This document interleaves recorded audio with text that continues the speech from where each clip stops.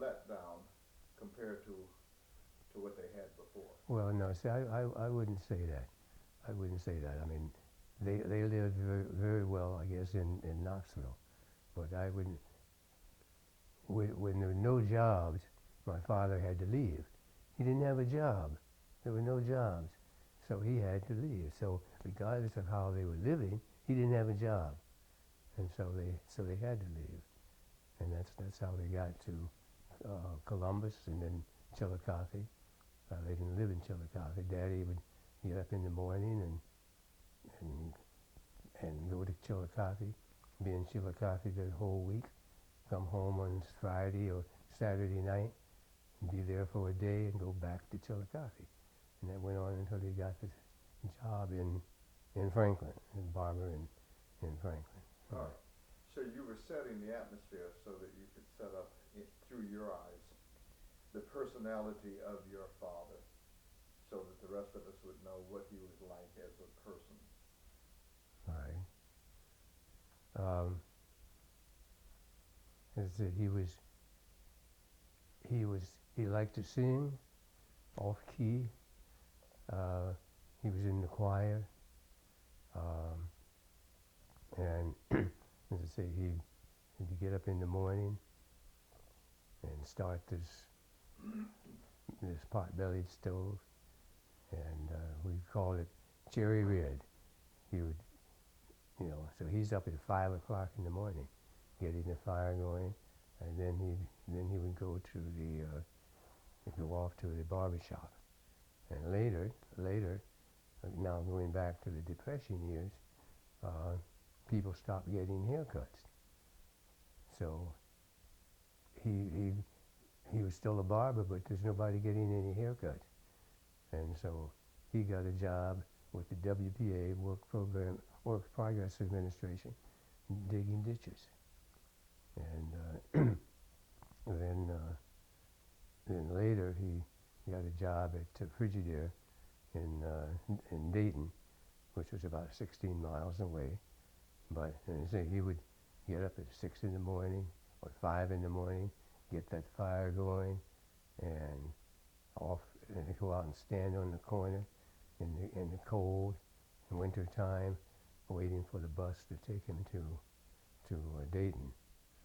And he liked to sing, and we had a piano, and people would come to the Franklin. Our house was almost like a focal point, and people would come.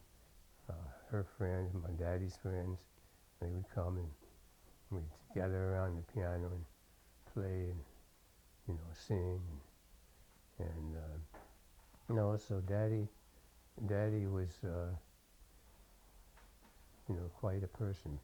He did have a drinking problem. He had a drinking problem, and every once in a while he would drink too much and miss work,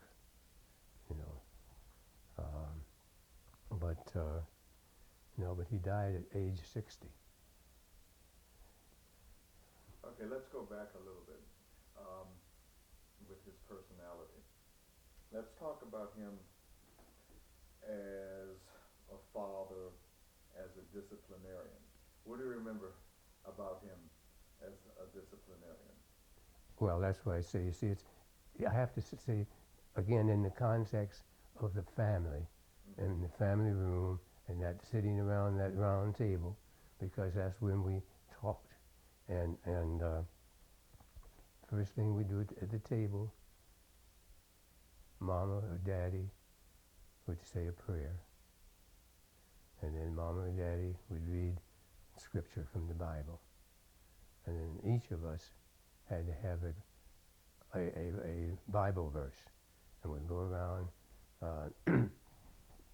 citing the Bible verse, and then Mama and Daddy, they talked about Africa, going to Africa, and that's where I got this drive, inner drive to go to Africa, but that came from them. But the point is, it was around that family table, because that's where we communicated.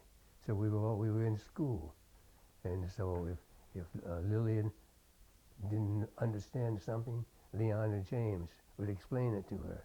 If I didn't understand something, Lillian would explain it to me. So we're always communicating. So see, the core of the family was around that table. And I think whatever we are or whatever we became was because we were there as a family around that table. And fortunately, at the time it didn't seem so fortunate, but there wasn't anything to do in Franklin.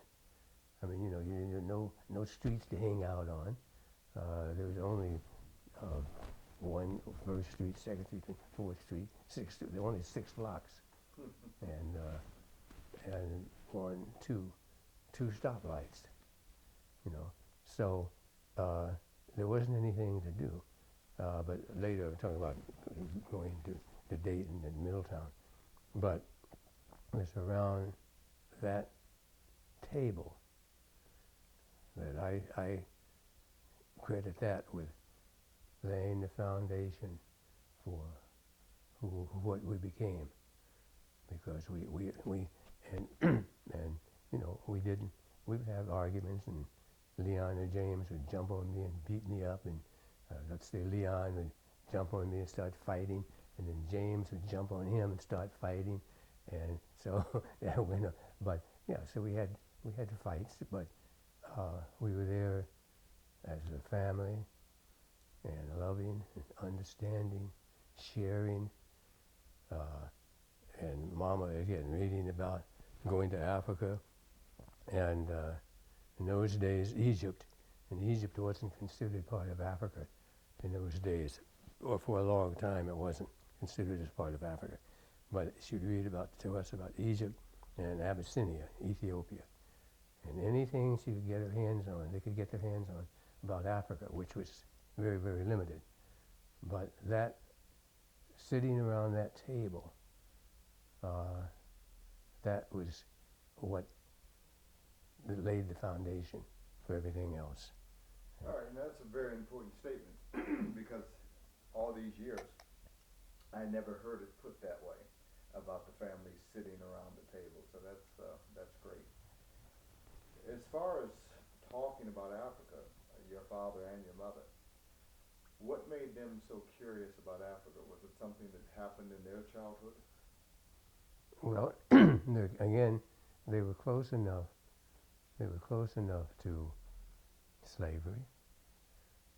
As Uncle James was born in 1890, and when the emancipation was what, 1865 or something.